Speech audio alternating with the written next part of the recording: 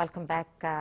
Still embarking over the G7 and the press conference that was held yesterday of talking about the expected memorandum of understanding that is expected to be signed in Switzerland very soon. Of course, all the media outlets were talking about the conditions of guessing it was like almost 14 different points or topics. We're going to be talking about that in full detail, and also talking about the signing is going to be online, and the statements that were given by the head of the U.S. administration, President Donald Trump, and his reservations about some Israeli acts. Also, and we're going to be embarking over a full assessment of this particular memorandum of understanding as it came on according to the statements of President Donald Trump, and if it's going to be respected by the two sides in the near future or no. Very delighted to be having with us here in the studio Mr. Nader Eissa. He's managing editor Akhbar Youm. Good morning, Mr. Eissa. Good morning, and good morning for all viewers. And I'm so happy to be on Nile TV screens, esteemed screen that I benchmark of the Egyptian media.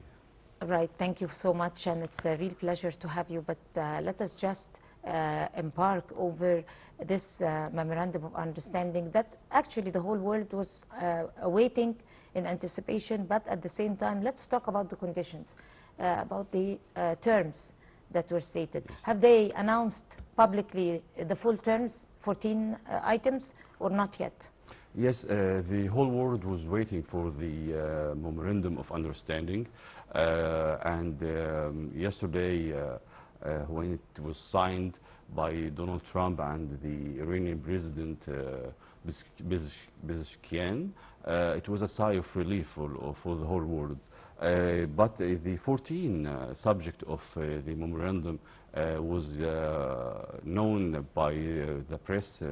J.D. Vance, the Vice President of America, has spoken of it yesterday, or by the timing of America, to the press, and the CNN and another news resources had published.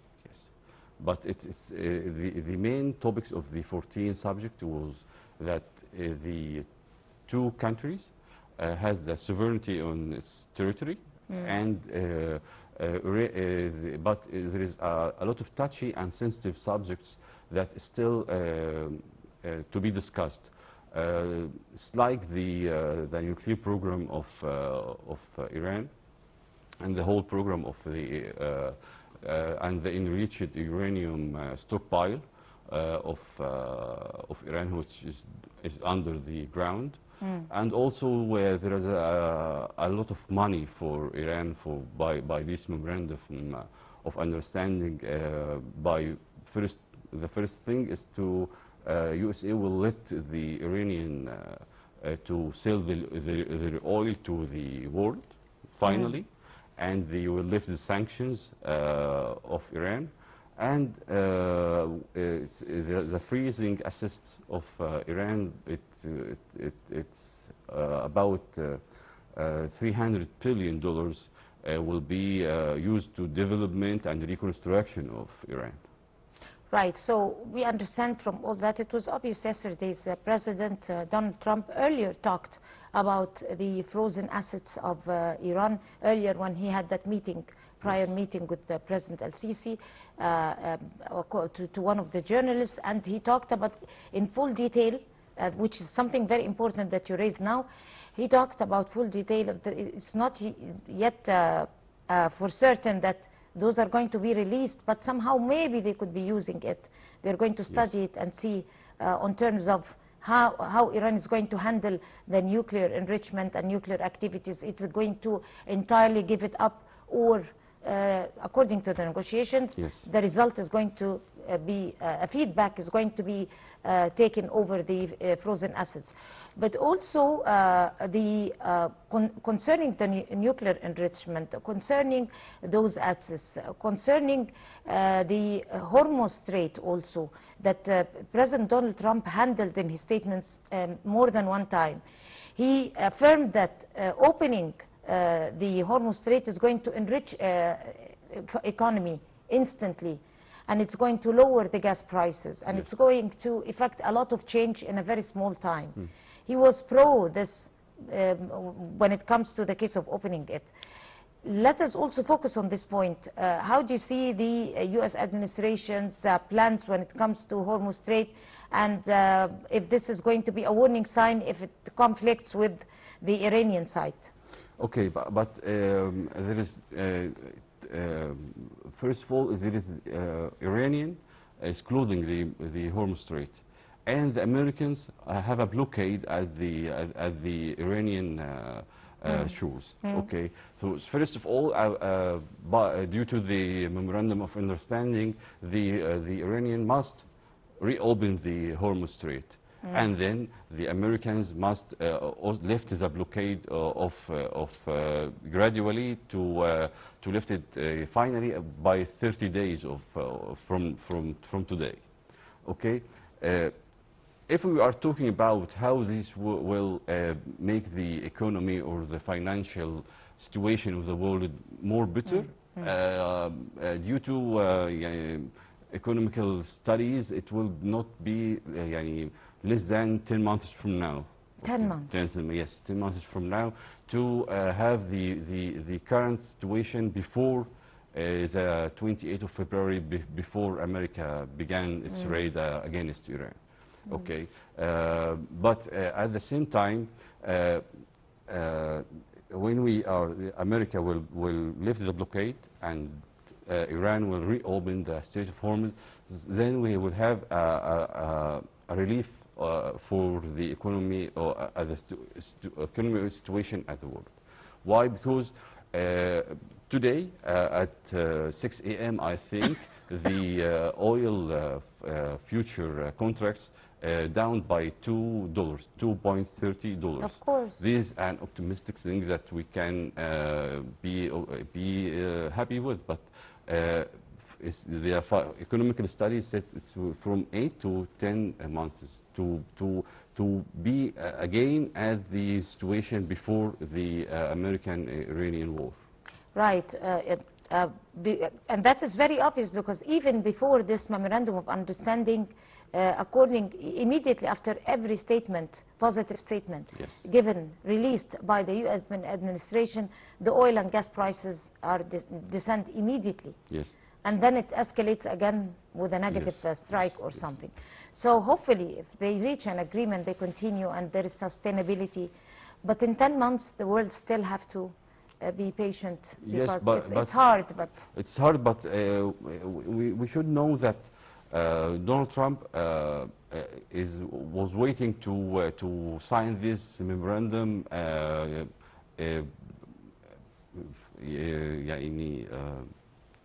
speedily, and he wanted now.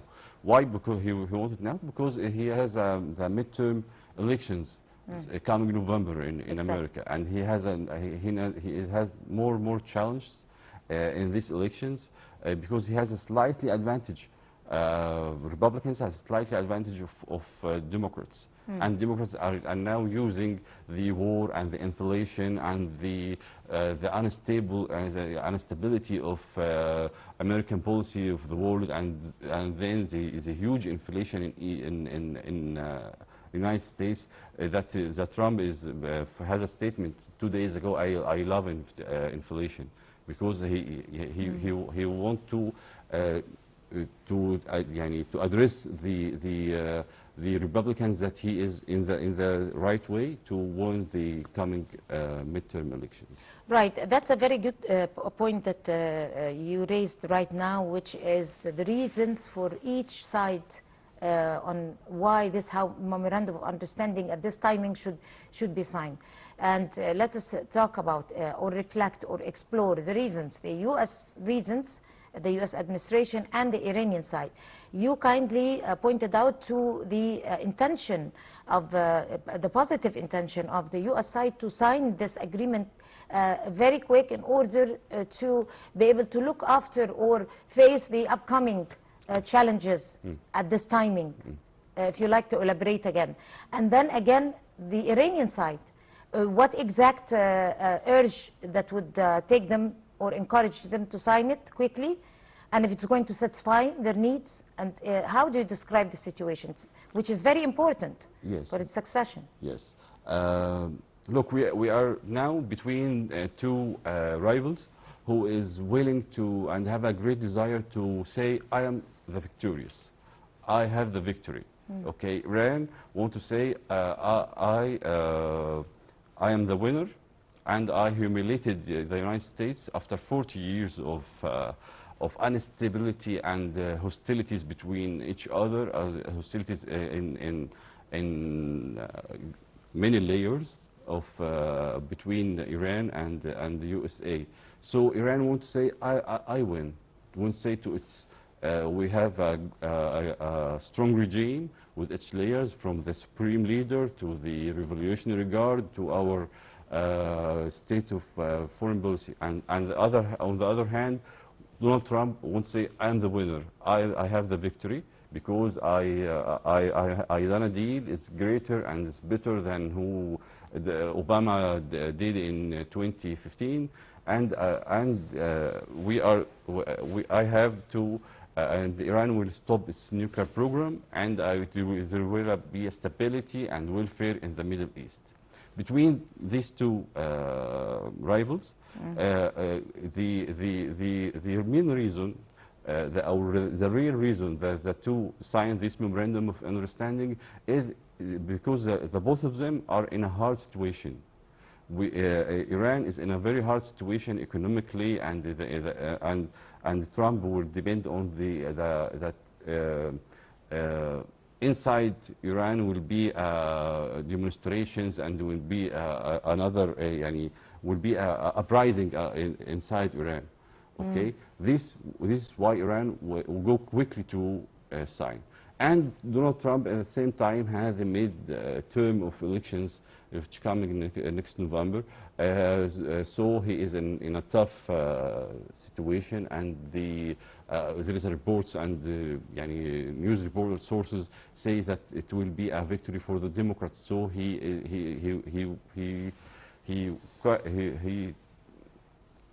done it quickly because he has another battle to run. Right.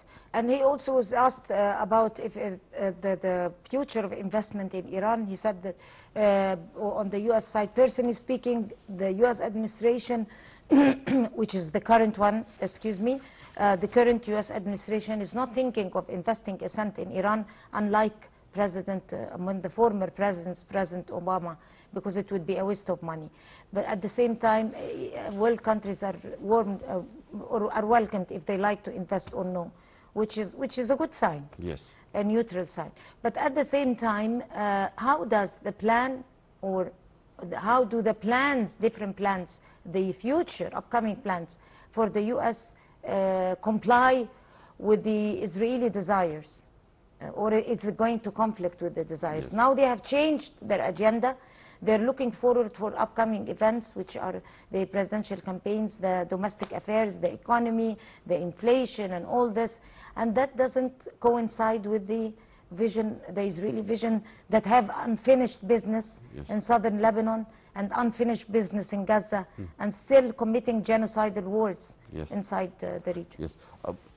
As I said, between these two rivals, there is the Israeli and the Prime Minister of Israel, Benjamin Netanyahu, was waiting to the failure of this deal, of this memorandum of understanding, because he want to achieve more and more of his killing, and he is gaining more land and more territories in southern Lebanon, or in Gaza, or any of his raid against Lebanon and Gaza. Okay, but at the end of the day, Donald Trump has understand that he day by day he is losing more of his American supporters by backing Netanyahu. Yesterday he said you should not destroy a building because there is a one of One Hezbollah inside.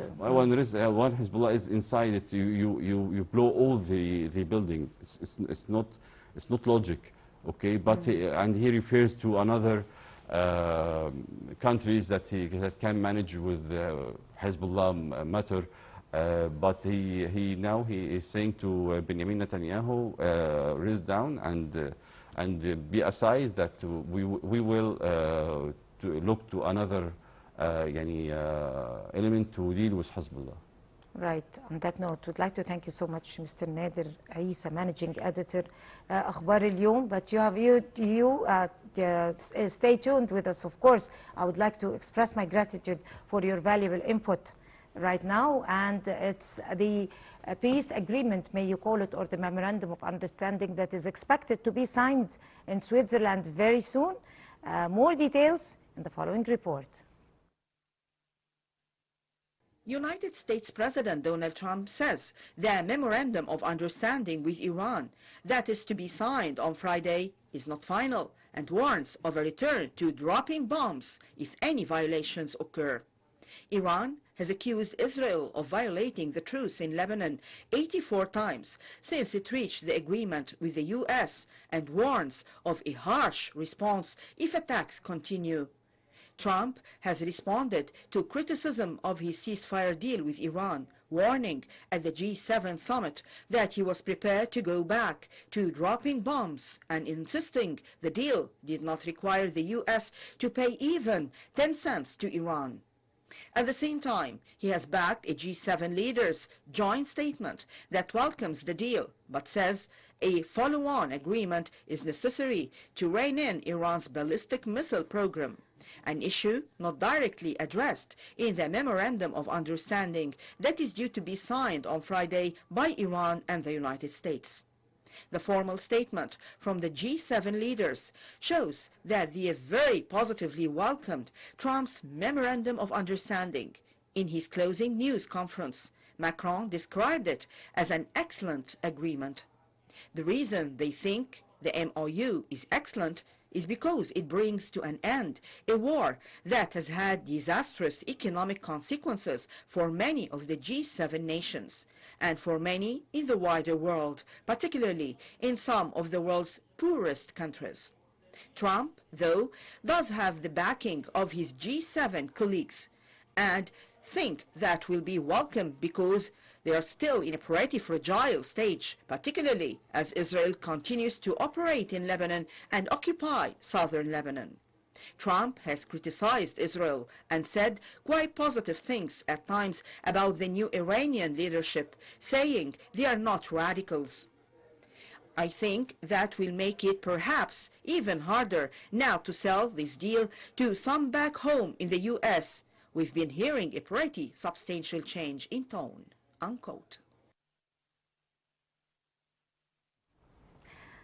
Welcome back once again, and of course we're still here, very delighted, still here with us attending now Mr. Nader Eissa, the Managing Editor, Akhbar Youm. Welcome back, Mr. Eissa, and still embarking over this memorandum of understanding or the peace agreement. It's more of a peace agreement or a memorandum of understanding. Let me, mentioning this, let me ask you a question. Why did the U.S. administration or President Trump in particular insisted on giving it the title of Memorandum of Understanding? Usually that is a slight agreement, a minor one, yes, compared to a peace agreement, politically speaking. So that is a question that we all need to understand because it has so many pieces, or it has a significance. Yes. Look, Trump and his administration and now are very fan of the Memorandum of Understanding, and with more subjects and more subjects. In peace deal of Gaza, it was 20 subjects. I remember 20 subjects. And when he want to make a peace deal between Russia and Ukraine, it will 28 subject also. But at the end of the day, yeah, now we have 14 subjects between our hands, but it's not fully detailed. We have 60 days to have full all these 14 subjects to understand what is the meaning of each of them and what the terms of each of them. And we have a lot of yani technical and It has to be reviewed again? yes, yes, sure. Every point of them. By who? By the Both sides? both sides, the negotiators between Iran and it will be, I think, the Foreign Minister Abbas Araghchi, and from the American side will be J.D. Vance, the Vice President of USA. The both sides will hold a meeting, continuous meeting for 60 days. It will be ended at 16th of August to have the complete peace deal between USA and Iran. But in this time, we have the funeral of the supreme leader of Ayatollah Ali Khamenei between 4th and 9th of July. It will be 5 days off. Sure, it will be off between these 60 days. Who knows? It will be. They will need more and more time to discuss more details of these 14 subjects of the Memorandum of Understanding. I think it will not be just 60 days. It will take more and more, because the Iranian negotiator is well known at the world. He has patience and stubborn to talk and to discuss every detail of this subject, every technical detail, because it's the Memorandum of Understanding is fully detailed with technical details between how the sanctions will be lifted, how the Strait of Hormuz will be reopened, how the blockade will be lifted, how the $300 billion will be used. We have a very, very fully of information and very sophisticated Memorandum of Understanding. It will be, on my point of view, we will have more than 60 days to discuss. Right, of course, but then they decide to sign, because how can I negotiate something that I already signed? They signed, no, they signed only yes, this 14 points is only the principles. They signed online. And they signed and online. That's why they signed online, because Yes. this was my second question to you. Okay. Why did they sign it online? They just announced it. There is a lack of, there is mistrust between both sides, so they signed it online. You can correct me. No, I think they signed it online because the both sides was in a hurry. Okay, we will not wait to meet in a third country and then we have a ceremony to sign. And no, we want to end it now, because we have another business to finish.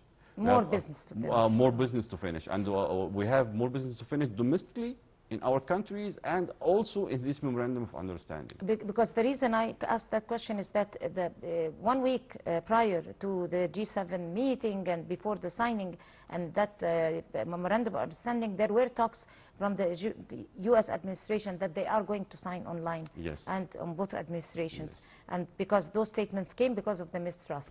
But then again, let me ask you about another important issue that the whole world is observing. Now there is a situation in South Lebanon, and Prime Minister Netanyahu released statements earlier before yesterday, and he said, if any peace agreement is signed, it's not obligatory to Israel. We're not going to be abiding with it. We're going to be continue our course, our military course inside South Lebanon. It should not be obligatory or oblige us to stop or start anything. And that is completely controversial to the situation going in the G7. So in that case, is that going to dissect the political vision or the probably the collaboration of Iran and Hezbollah for now? There is going to be a dissection a little bit. Each is going to on his own way, or how Iran is going to handle it? Yes. Look, the only one who is sad now because of this Memorandum of Understanding is Benjamin Netanyahu, because more and more the war is continue. More and more Benjamin Netanyahu is on his chair at the Israeli government. Okay, and he is also have election in next October in Israel. But at the end of the day, Netanyahu sees that if the war stop now, I will be tomorrow at the court. Indicted. Okay, that is it. I will be He